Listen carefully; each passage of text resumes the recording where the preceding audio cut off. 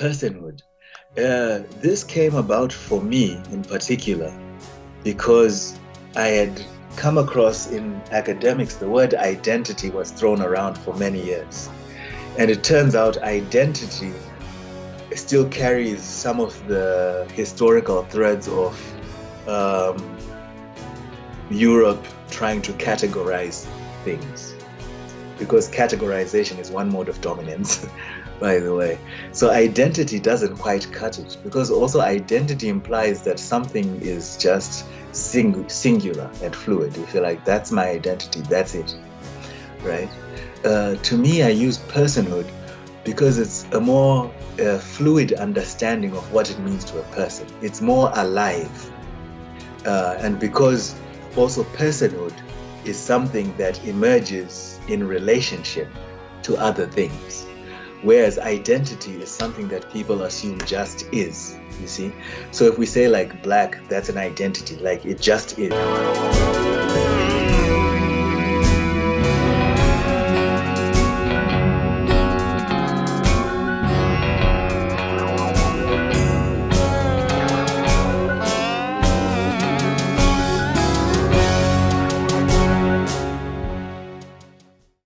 Historical forces are so deeply ingrained in them that people will be patriarchal and sexist and racist and whatnot, even though they are black, right?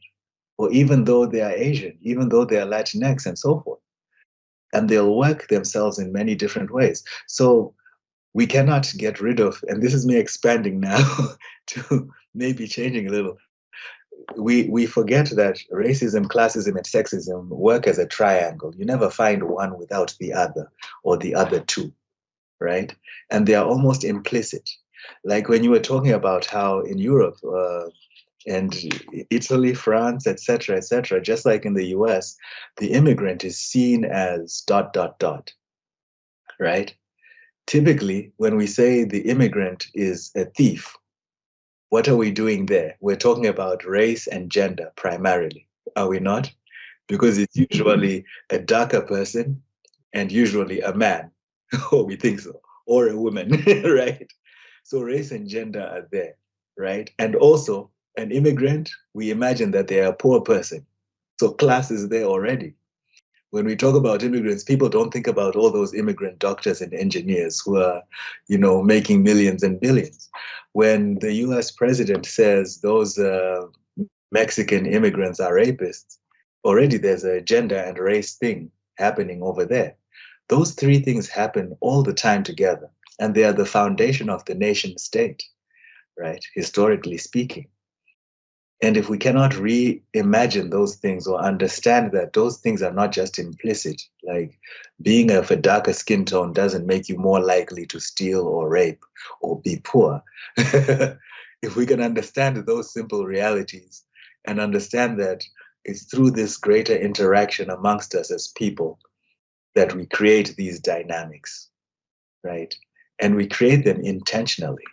They are not coincidental. And if we understand the histories of these intentional creations, of intentionally making Black people poor, intentionally disappearing Indigenous Americans, right? Intentionally disempowering women around the globe to the extent that they couldn't vote, till the 1920 or whatever in the US. Intentionally, all of these things that are done intentionally, we cannot pretend that they are now just nature. Thank you for pointing that.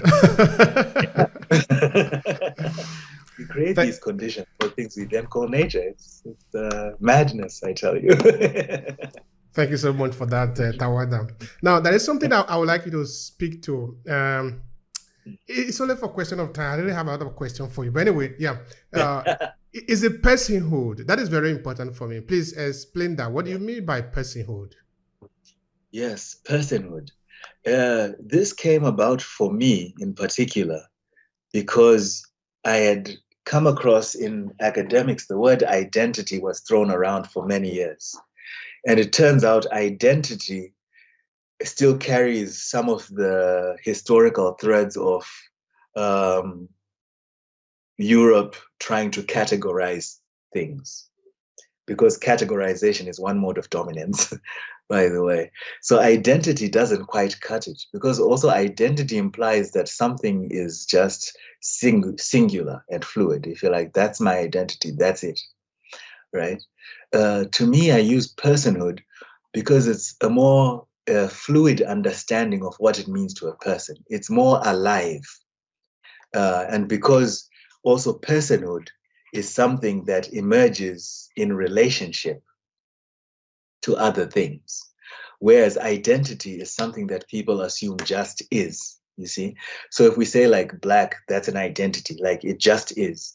And when we say that, then we can start saying these are the characteristics of blackness, and very many negative things arise from there. So for instance, when we say black means, you know, you're poor, more likely to steal, less intelligent, blah, blah, blah, blah, blah, that becomes more easy to make an identity.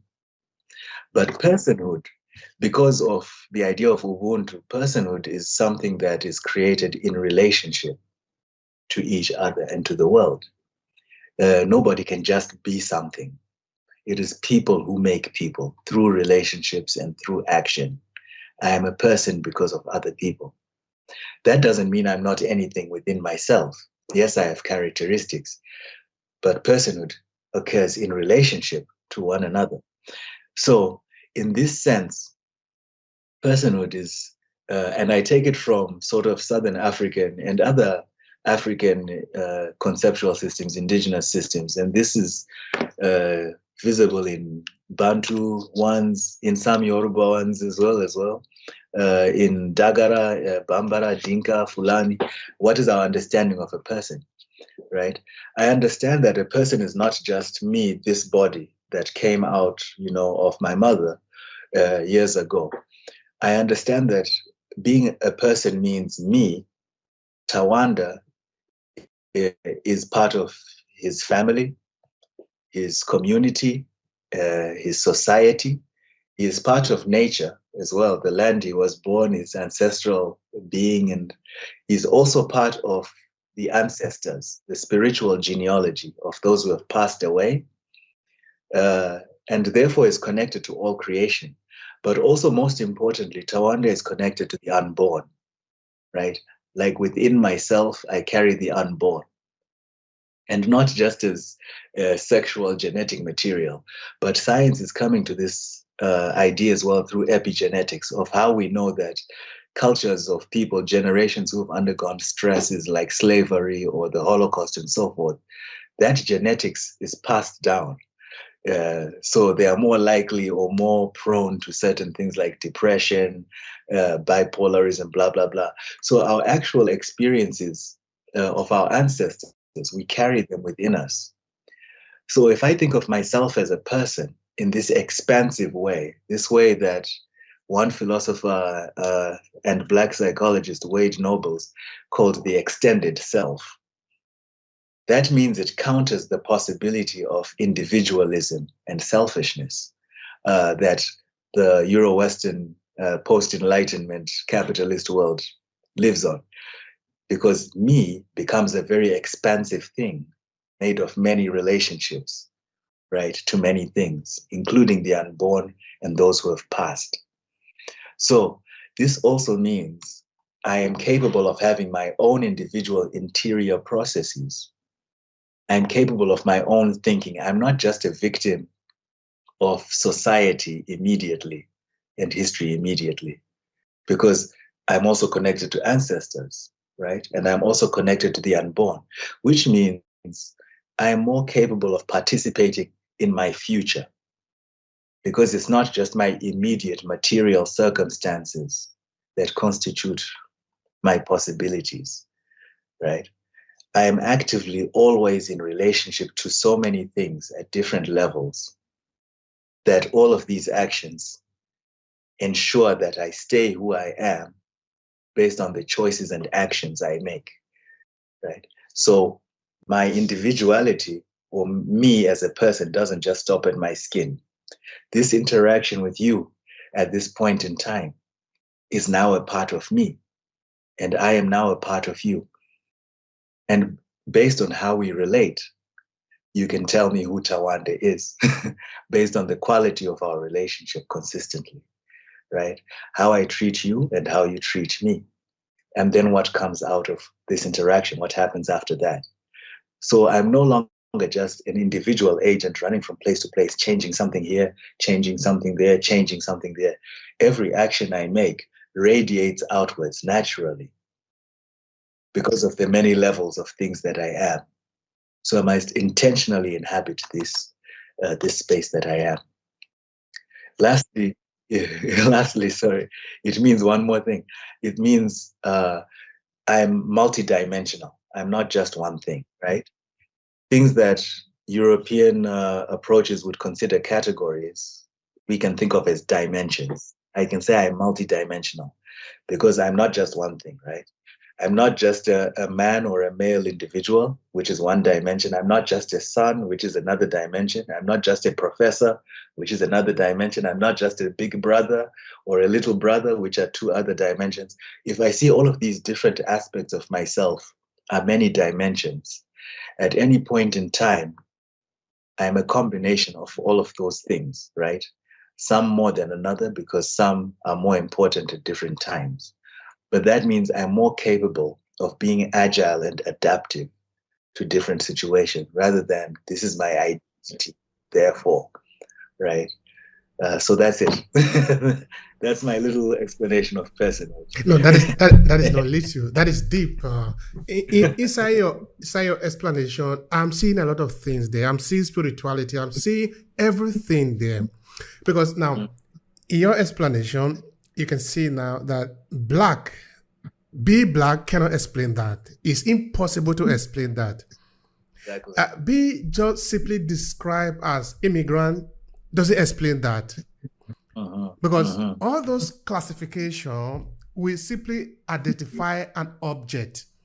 And an object doesn't have all those functions. Because I believe that even when we talk about spirituality, we should be careful the way we talk about our identity, because if somebody is identified in this superficial level of that we have it here, black. Yeah. Because I'm sort of thinking that when we call somebody, we are calling a line, an entire generation into question. We're not just talking about a single entity. Yes. We are calling him, his father, his mother, his brother, his sister, from where it's a long line that is going back into several generations. Yes. I think this is a very deep conversation, and it is very important to help somebody understand that we are talking of human being, and human being is deep. Yes. Okay. Very. A couple of years ago, I wrote a book that I call Crisis of Identity. In that book, of course, I was explaining something not as deep as you did. Then I was saying, okay, now let's look at identity. I say, okay, I am a man. That is one. I am a father, which is another one. I am an immigrant, which is another one. I am an African, yet I'm a Nigerian. Then I say, with all of this put together, none of them is contradicting. But yet, I am corresponding to each and every one of them. So how simple is identity in this case? That was how I put it in the book. Yes. So I think we need to deal with the human being. We need to deal with the human being and therefore deal with everything that it represents. Because it is that human being that is able to dance. Okay, when we talk about the epigenetics now, or when we talk about how we come to life, we can see now that we are carrying a luggage that is not only us. It's coming from several thousands of years that we have been existing. We are carrying that copy. I often call it a database. That we haven't really have this experience ourselves, but we can access it through maybe our subconscious or whichever way we're able to make this connection. Because it's not only what we have lived that we experience. Okay, maybe we might be entering into the spiritual realm now, spirituality and all that. And I really will invite you that we can talk about it because it is important for me and for us. Yes, very much so. Very true. And that's the beginning of the idea of personhood, at least from this. When I say African, again, I'm meaning This idea is common in a number of African cosmologies that I can name. And also it's not unique to Africa. But we begin with just the understanding that reality is not just material. It is also spiritual. In fact, reality is spiritual first before it's material. All material things are a manifestation of spirit. Right. And for those who have challenges with understanding that, I say go to read contemporary quantum physics, which is now starting to approach these understandings with very much great ease. But from a material understanding of it, it's just simple fact. Everything, if we say that everything in the universe, all the matter in the universe exists as is, and there's no matter that is made more, or matter never increases or decreases. That means we are made of the same atoms and parts that have existed since the beginning of time, as a simple understanding. But this idea of I am my ancestors and I am the unborn, I try to also give people of science comfort when we talk about epigenetics, when we know scientifically that the genetics of ancestors way before us are present and still active in shaping our personality and our personhood in the present, right? And I know that my genetics and my lived experience is going to affect my genetics. So all of my children, my offspring, and so forth will also carry elements of my experience. We are actually materially connected. And that's at the genetic level for those who have trouble with the spiritual aspect. But on this spiritual aspect, which to me is just the same because spirit is matter and matter is spirit, we are carrying so many things from times that are long before we were physically here as Tawanda. I can acknowledge those things because I know they affect me. Therefore, it's not wise rather. I can, but it's not wise to try to experience myself as just an individual Tawanda floating through time. Yes, it's much better to see myself as one drop in a river of time that flows from the beginning of time to the end of time. And I am just here, connected to all other drops in that river. Indeed, I am just a part of a river. I am not the entire river, if that makes sense. Which means all of these forces from behind are pushing me, and gravity and forces in front are pulling me, right? And there are things I can do in order, just as a molecule, to help shape the direction of the river or the way it flows. And that's actually where my power lies, in my influence within this river. Also, understanding in Bantu sort of philosophy, the image of life and time is the river that flows back into itself. So time is cyclical, once again, which means I'm either going to be part of making the cycle of time better or worse, or keeping it the same as it is. How would you want to end it? What would be your final thought here? You know, my final thought would just be this idea of personhood, of the fact that we are people makes us very powerful, makes us very unique. And taking control over our personhood in a positive way will help us nudge the direction of the entirety of humanity in very positive directions. And we get to choose where we want to make that effect. And wherever we choose to make that effect is a good beginning, because there are many places to begin a journey to get anywhere. And hopefully we'll get to the same place together. Thank you so much, Tawanda. It has been a pleasure, a super pleasure hearing from you. Thank you so much, brother. I really appreciate it. Thank you very much. Thank you so much. I appreciate it.